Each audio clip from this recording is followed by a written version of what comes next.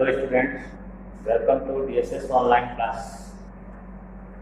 Students, in my last lecture I explained you about the concept of reproduction and importance and significance of reproduction. Then I discussed types of reproduction, that is asexual reproduction and sexual reproduction. And in that reference I explained you the difference between asexual and sexual reproduction.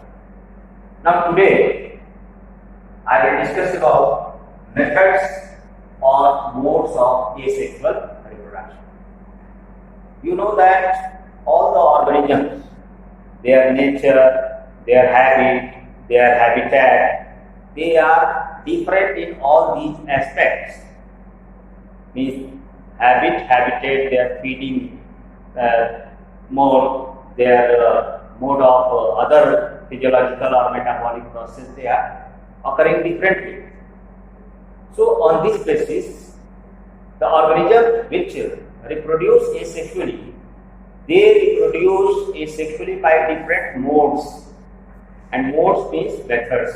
So asexual reproduction occurs by different methods or different modes. So today I will discuss about methods and modes of asexual reproduction. Methods or modes of asexual reproduction.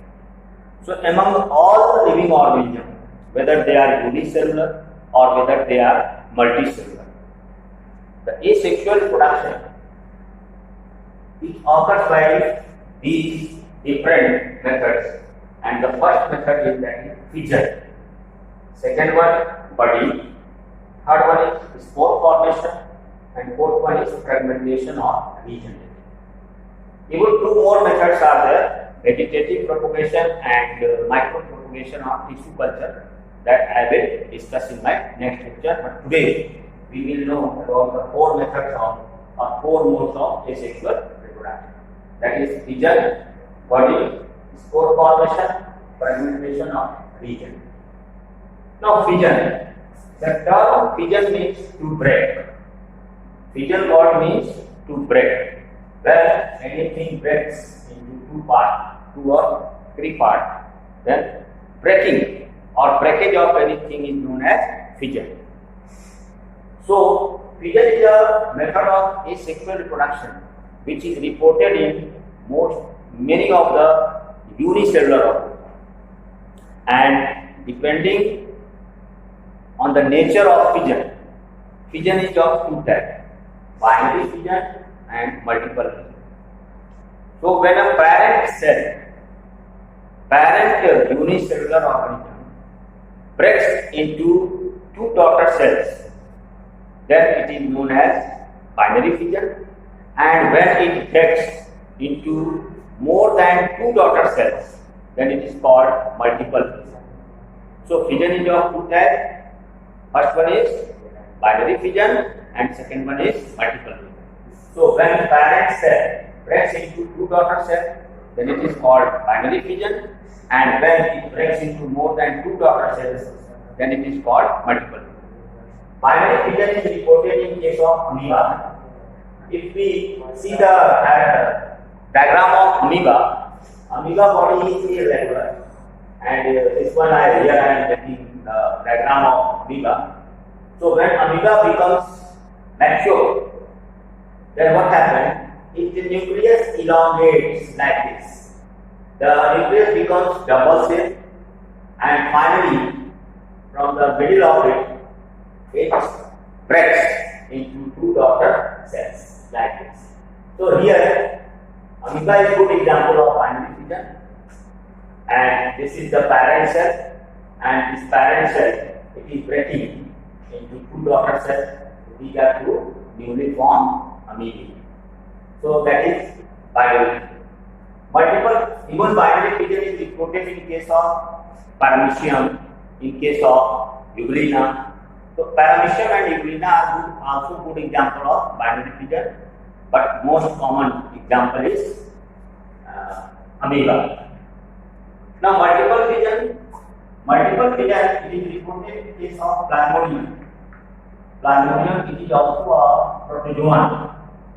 In ninth class, you have studied about protozoans in five kingdom system of classification. So protozoan and Plasmodium, you know that it is a pathogen. Pathogen means the microorganism which cause diseases. And you all know that Plasmodium causes a very dangerous disease in human beings, that is called malaria. So Plasmodium, it survives in the body of female Anopheles mosquito. Means female Anopheles mosquito is carrier of Plasmodium, and when Anopheles mosquito bites any healthy person, then they release the Plasmodia into the bloodstream of that person, and then Plasmodium becomes active and it causes malaria in human beings. So Plasmodium is reported to reproduce asexually by multiple females. Where I am giving you the diagram. Suppose this is Plasmodia. It is also a unicellular organism. It is nuclei. So when Plasmodium becomes mature, then its nuclei means it undergoes, means its nucleus divides many times. Means its nucleus undergoes repeated division. And several nuclei are formed here like this. Originally I have shown you single nuclei, but after that the nuclei of Plasmodia, it undergoes repeated division to form more than one nuclei. And then further, here each of them they become in a separate cell. And then finally this Plasmodia structure is burst, and all new Plasmodia, several Plasmodia are released here. So here from single cell, more than two cells are formed. If we count 1, 2, 3, 4, 5, 6, 7, 8, 9, 10, more than two daughter cells are formed. So it is called multiple fission. So fission is also by binary fission and multiple fission. Now student, the next mode of asexual reproduction, that is budding. Budding is also a type of asexual reproduction which is reported in case of fungi and especially in case of yeast. Yeast is a fungi. Its scientific name is Saccharomyces. Saccharomyces. In Hindi we call it khamira or khamir. So yeast, budding is reported in unicellular fungi, that is yeast, and its scientific name is Saccharomyces. If we see the body of it is unicellular fungi, and if we see its cell, single cell, then when yeast becomes mature, fully grown up, then the external body of the yeast, it forms a outgrowth. A small outgrowth is formed externally, or we can call it as exogenously. Exo means outside. So here small buds are adapting from here, and finally what happens? Each of them they break from the parent cell and they transform or modify into new cells. So this is the example of budding in case of fungi, unicellular fungi, yeast. Now next one, budding is also reported in case of Hydra. Hydra is an animal belonging to Celentrata group, and if we see the body of Hydra, suppose this is the body of Hydra. In 9th class, you have studied about this structure.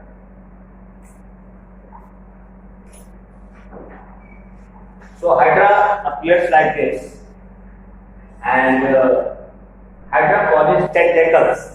Tentacles are their locomotory organ. With the help of these tentacles, they move in water. These they are aquatic animals. So when Hydra becomes mature, from the external surface of its body, and outgrowth is formed here like this. The outgrowth is small outgrowth is formed like this, and giving rise to a new hydra from its outer body surface, and then this newly formed hydra breaks from the parent body and grows into a new entity. So these are two good examples of body. One is unicellular fungi yeast and hydra. Now third mode of asexual reproduction, that is spore formation. Spore formation. Spore formation, it is reported in case of multicellular fungi. Most of the members of fungi group, they reproduce by asexual method by spore formation. So it is reported in case of multicellular fungi.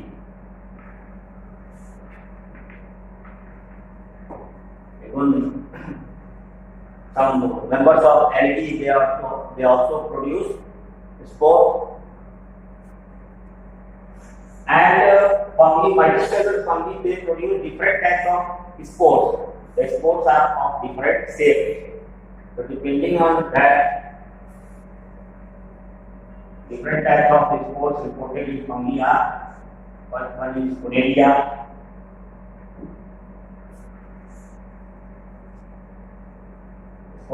spores,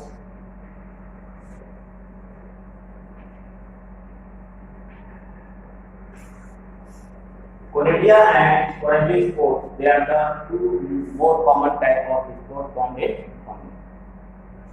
If we see the diagram of the fungi, here they are forming, when they become mature, they are forming a structure. Here, this oval structure formed on their body, that is called sporangiophores. And when these sporangiophores, they become mature, so inside this, they give rise to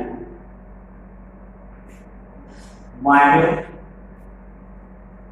spores are formed inside this sporangiophores, and on arrival of favorable condition, these sporangiophores, they burst, and all the spores, they are in air, and on getting favorable condition, these spores, they germinate to form a new fungi. So that is the case of spore formation in case of fungi. Now, if anybody asks you that what is spore, how you can define spore? You can define it as spores are reproductive units. Spores are reproductive units which germinate to form new individuals. That is the definition of spore. They are reproductive units which on germination give rise to individuals. One more method of asexual reproduction is fragmentation or region. Fragmentation means small parts.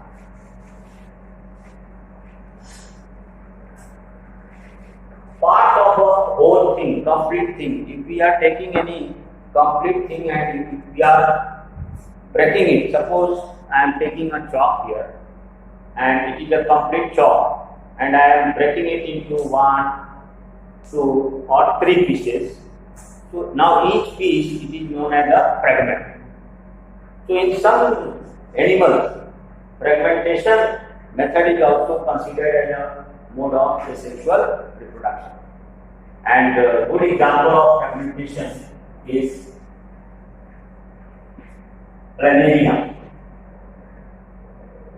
Planaria is an animal and its body is like this.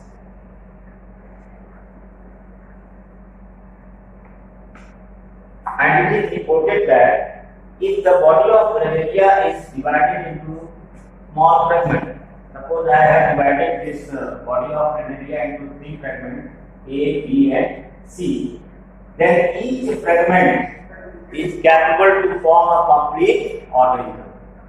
Means this part can form B and C part, B part can form A and C part, and C part can form B and A part. Means on the whole a complete organism is formed from each fragment of the.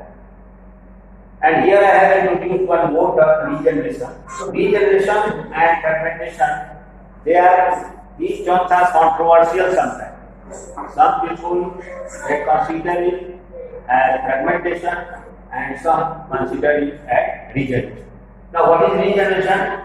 Regeneration is the ability of an organism to form its lost body part. Suppose if I have divided this organism into three parts. So A part is losing B and C part, B is losing A and C part, and C is losing B and A part. So regeneration is considered as the ability of an organism to form or to regenerate its lost body part.